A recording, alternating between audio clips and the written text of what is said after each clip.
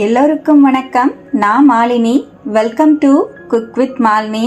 நம்ம இன்னைக்கு ரொம்பவே சாஃப்டான இட்லியும் மொறுமொறுன்னு தோசை ரெசிபியும் ரேஷன் அரிசியில மாவு அரைச்சு எப்படி செய்யறதுன்னு பார்க்க போறோங்க. இட்லி அரிசி கொஞ்சம் கூட சேர்க்காம ரேஷன்ல வாங்குற அரிசியிலேயே ரொம்பவே சாஃப்டா வெள்ளையான இட்லியும் நல்ல மொறுமொறுன்னு டேஸ்டான தோசையும் செய்ய முடியுங்க. ரெண்டுக்குமே ஒரே மாவு அரைச்சு சூப்பரா ரெடி பண்ணலாம். மாவு அரைக்கிறதுக்கு அரிசியை ஊற போட்டுக்கலாங்க. மிக்சிங் பவுல்ல 4 கப் அளவு புழுங்கல் அரிசி சேர்த்துக்கலாங்க. நான் ரேஷன்ல வாங்கின புழுங்கல் அரிசி ஆட் பண்ணிருக்கேன். அரிசி இது குண்டு அரிசியா நீட் அரிசியான்னு கரெக்டா எனக்கு தெரியலைங்க. ரேஷன்ல இப்படிதான் போடுவாங்க. நிறைய பேர் கமெண்ட்ஸ்ல குண்டு அரிசியா நீட் அரிசியான்னு கேக்குறீங்க. நான் வீடியோல கிளியரா காமிச்சிருக்கேன். இந்த மாதிரிதான் எங்க ரேஷன்ல போடுறாங்க.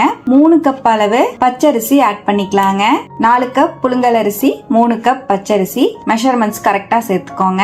அரிசியை ஒரு 4ல இருந்து 5 வாட்டி நல்லா வாஷ் பண்ணிக்கலாம். ரேஷன் அரிசிங்கிறனால கொஞ்சம் அழுக்கும் வாசமும் இருக்கும். நல்லா கழுவிக்கலாம். கடைசி தண்ணியில ஒரு டேபிள் ஸ்பூன் கல்லுப்பு சேர்த்து நல்லா பிசைஞ்சு கழுவி எடுத்துக்கோங்க. அரிசியை நல்லா வாஷ் பண்ணி தேவையான அளவுக்கு தண்ணி சேர்த்து வச்சிருக்கேன். அரிசி குறைஞ்சது ஒரு 4ல இருந்து 5 மணி நேரம் ஊறி வரணுங்க. இருக்கட்டும். இன்னொரு மிக்சிங் பவுல்ல எந்த கப்ல நம்ம அரிசி அளந்தோமோ அதே கப்ல 1 கப் அளவு உளுந்து சேர்த்துக்கலாம். நான் வெள்ளை உளுந்து சேர்த்திருக்கேன். நீங்க கருப்பு உளுந்து கூட யூஸ் பண்ணிக்கலாங்க.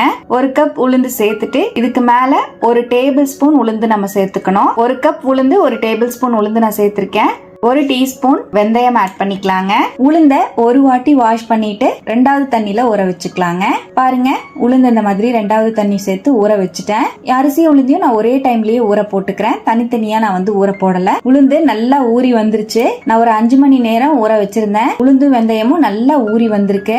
அரிசியும் பாருங்க நல்லா சாஃப்டா ஊறி வந்திருக்கு. இப்ப நம்ம அரிசி உளுந்த கிரைண்டர்ல சேர்த்து அரைச்சுக்கலாங்க. ஃபர்ஸ்ட் உளுந்த அரைச்சிட்டு அதுக்கப்புறமா அரிசி சேர்த்து அரைச்சுக்கலாம். கிரைண்டரை ஓட விட்டுட்டு கொஞ்சம் கொஞ்சமா நம்ம உளுந்து சேர்த்துக்கலாங்க. ஃபர்ஸ்டே எடுத்தோன்னா உளுந்து சேர்த்தும் போது தண்ணி சேர்க்க வேண்டாம். உளுந்த கொஞ்சம் கொஞ்சமா சேர்த்து ஃபுல்லா சேர்த்ததுக்கு அப்புறமா தண்ணிய கொஞ்சம் கொஞ்சமா சேர்த்து உளுந்து அரைச்சுக்கலாம். அப்பதான் உளுந்து நல்லா பொது பொதுன்னு பொங்கி வரும். மாவும் நிறைய ஆகும். பாருங்க, உளுந்த ஃபுல்லா சேர்த்துட்டு நான் கொஞ்சமா தண்ணி விட்டுக்கிறேன். கையில அப்பப்ப எடுத்து விட்டு உளுந்த நல்லா நைஸா அரைச்சுக்கலாங்க. 10ல இருந்து 15 நிமிஷத்துக்குள்ளேயே உளுந்து நல்லா ஆடிருச்சு. பாருங்க, கொஞ்சம் கொஞ்சமா நான் தண்ணி சேர்த்து தான் அரைச்சிட்டு இருக்கேன். அப்பப்போ சைட்ல உளுந்து நிக்கும். அதை நீங்க எடுத்து விட்டு அரைச்சுக்கோங்க. ரெகுலரா மாவாட்டுறவங்களுக்கு எப்படி அரைக்கணும்னு தெரியும். பிகினஸா இருக்கிறவங்களுக்கு நான் சின்ன சின்ன டிப்ஸ் சொல்லியிருக்கேங்க. இந்த மாதிரி நல்லா உளுந்து அரைச்சிட்டேன். உளுந்து நல்லா அரைஞ்சிருக்கான்னு செக் பண்றதுக்காக ஒரு கிண்ணத்துல தண்ணி எடுத்திருக்கேன். அரைச்ச உளுந்த இந்த மாதிரி நீங்க கிண்ணத்துல சேர்த்து பாத்தீங்கன்னா உள்ள போகாம அப்படியே மிதந்து வரணும். நமக்கு அப்படியே சோப்பு நொர மாதிரி நிக்குது பாருங்க. இப்ப நம்ம உளுந்து மாவு நல்லா ஆடிடுச்சு. உளுந்து மாவை அப்படியே ஓடிட்டு இருக்கிற கிரைண்டர்ல இருந்து நான் வெளியே எடுத்துக்கிறேன். நீங்க வேணும்னா கிரைண்டரை ஆஃப் பண்ணிட்டு எடுத்து கூட நீங்க ஊத்திக்கலாம். நான் அப்படியே ஓட விட்டுட்டு மாவு வெளியே எடுத்துக்கிறேங்க. இப்ப உளுந்து மாவு எல்லாத்தையுமே நான் வெளியே எடுத்துட்டேன். இப்போ நம்ம ஊற வச்சிருந்த அரிசியை சேர்த்துக்கலாம். ஒரு கை அரிசியை சேர்த்துட்டு 1 கப் அளவு தண்ணி சேர்த்துக்கலாங்க.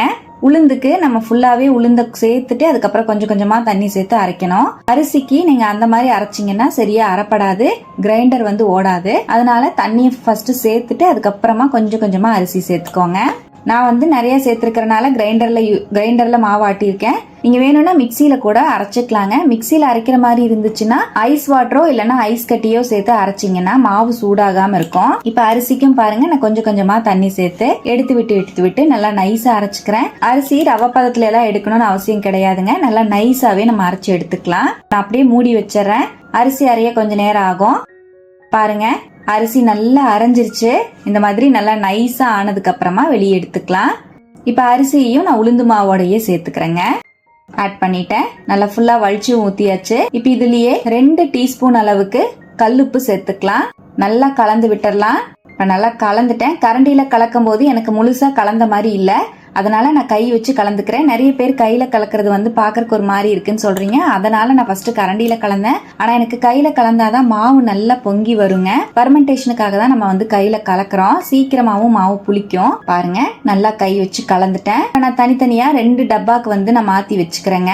இதே பாத்திரத்துல விட்டா மாவு ஃபுல்லா பொங்கிரும். அதனால தனியா 2 பாத்திரத்துக்கு நான் இந்த மாதிரி மாத்தி வச்சுக்கிறேன். நான் எப்பவுமே இந்த பாத்திரத்துல தான் ஆட்டி வைப்பேன். இப்ப மாவை நான் இந்த மாதிரி பிரிச்சு ஊத்திட்டேன். 3/4 பாத்திரம் இருக்கிற அளவுக்கு நான் ஊத்திருக்கேன். இப்ப மாவை இந்த மாதிரி 3/4 பாத்திரம் ஊத்தி வச்சுட்டேன். இது அப்படியே ஒரு 8 மணி நேரம் ரெஸ்ட் விட்டுறலாம். மாவு நல்லா பொங்கி வந்துடும்.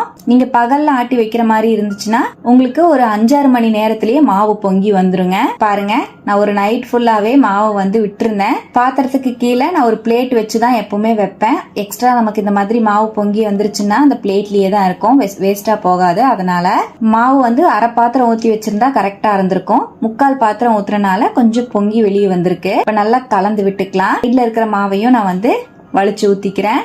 இப்ப 2 டப்பாலையுமே மாவு நல்லா பொங்கி வெளியே வந்திருக்கு. மாவு சூப்பரா பொங்கி இருக்குங்க. இப்ப இந்த மாதிரி நல்லா கலந்துட்டேன். இப்ப நம்ம இட்லி ஊத்திக்கலாங்க. எக்ஸ்ட்ரா தண்ணி எல்லாம் நான் எதுவுமே சேர்க்கல. உங்களுக்கு வேணும்னா நீங்க கொஞ்சமா தண்ணி சேர்த்துக்கிறதுனா சேர்த்துக்கலாம். நான் வந்து எப்பவுமே அப்படியே தான் வந்து தோசையும் ஊத்துவேன், இட்லியும் ஊத்துவேன். தண்ணி ஊத்த மாட்டேன். அரைச்ச மாவை அப்படியே தான் நான் ரெடி பண்ணுவேன். இப்ப இட்லி தட்டுல ஈர துணி சேர்த்துட்டு மாவு வந்து ஆட் பண்ணிக்கலாம். இப்ப இட்லி பிளேட்ல நான் இட்லி ஊத்திட்டேங்க. இட்லி தட்டை இட்லி பாத்திரத்துல வச்சுக்கலாம். இட்லி பாத்திரத்துல தண்ணி நல்லா ஹீட் ஆனதுக்கு அப்புறமா இட்லி தட்டை உள்ள வச்சுக்கலாம். இந்த மாதிரி உள்ள வச்சுட்டேன். மூடி வச்சிடலாம். ஒரு 7-8 நிமிஷத்துலயே இட்லி நல்லா ஸ்டீம் ஆகி வந்துரும். பாருங்க, இட்லி நல்லா ஸ்டீம் ஆயிடுச்சு. ஓபன் பண்ணி பார்க்கலாம். இட்லி நல்லா மெத்துன்னு சாஃப்டா பொங்கி வந்திருக்கு பாருங்க. நம்ம இட்லி நல்லா செம்ம சாஃப்டா வந்திருக்குங்க. இப்ப இட்லியை வெளியே எடுத்துடலாம். அவ்வளவுதான், இட்லியை நான் வந்து வெளியே எடுத்துட்டேன். பாருங்க, அழகா நமக்கு துணியில ஒட்டாம சூப்பரா நம்மளோட இட்லி, ரேஷன் அரிசி இட்லி அவ்வளோ சாஃப்டா சூப்பரா வந்திருக்கு பாருங்க. செம்ம சாஃப்டா இருக்குங்க. பார்க்கும் போதே உங்களுக்கு தெரியும். இப்ப இதே மாவுல நான் உங்களுக்கு தோசையும் ஊத்தி காட்டுறேன். நான் எக்ஸ்ட்ரா தண்ணி கலக்கல, தோசைக்கும் நான் அப்படியே தான் ஊத்துறேன். நீங்க வேணும்னா தோசைக்கு கொஞ்சமா தண்ணி கலந்து கூட ஊத்திக்கலாம். நல்லா ஸ்ப்ரெட் பண்ணி விட்டுக்கலாம். தேவையான அளவுக்கு எண்ணெய் சேர்த்துக்கலாம். நான் ஒரு 2 டீஸ்பூன் அளவுக்கு எண்ணெய் சேர்த்திருக்கேன். இப்போ ஒரு சைடு வெந்துருச்சு, திருப்பி விட்டுக்கலாம். அவ்வளவுதான். இப்போ நம்மளோட மொறு தோசையும் ரெடி ஆயிடுச்சு. நீங்க மெத்துன்னு சாஃப்டான தோசையும் இதுல வந்து ஊத்திக்கலாங்க. ரொம்பவே டேஸ்டா இருக்கும். அவ்வளவுதான், ரொம்பவே டேஸ்டியான மொறு தோசை, பஞ்சு போல இட்லி ரேஷன் அரிசியில சூப்பரா ரெடி ஆயிடுச்சுங்க. இதே மெஷர்மெண்ட்ஸ்ல நீங்களும் கண்டிப்பா இட்லி ரெடி பண்ணி பாருங்க. எவ்வளவு நேரம் ஆனாலும் இட்லி சாஃப்டாவே இருக்கும். உங்களுக்கு பார்க்கும் போதே தெரியும், இட்லி அரிசி சேர்த்து ஆட்டின மாதிரி நல்லா வெள்ளையா இட்லி சூப்பரா இருக்கு பாருங்க. அரிசியை கழுவும் போது மட்டும் நல்லா ஒரு 4-5 வாட்டி கழுவிட்டு கடைசியா கல்லுப்பு சேர்த்து கழுவுனீங்கன்னா ரேஷன் அரிசி வாசமும் இருக்காது, அழுக்கும் இருக்காது. இட்லி பாருங்க எவ்வளவு சூப்பரா இருக்கு பாக்குறக்கே. இதே போல ரொம்பவே சாஃப்டான இட்லியும் தோசையும் நீங்களும் ட்ரை பண்ணுங்க. ட்ரை பண்ணிட்டு எப்படி வந்ததுன்னு கமெண்ட்லயும் என் கூட ஷேர் பண்ணுங்க. நம்ம சேனலுக்கு இப்பதான் ஃபர்ஸ்ட் டைம் வந்திருக்கீங்கன்னா சப்ஸ்கிரைப் பண்ணிக்கோங்க. பக்கத்துல இருக்கிற பெல் ஐக்கானையும் பிரஸ் பண்ணிக்கோங்க. லைக் பண்ணுங்க. ஃப்ரெண்ட்ஸ் அண்ட் ஃபேமிலியோட ஷேர் பண்ண மறக்காதீங்க ஃப்ரெண்ட்ஸ். தேங்க்யூ.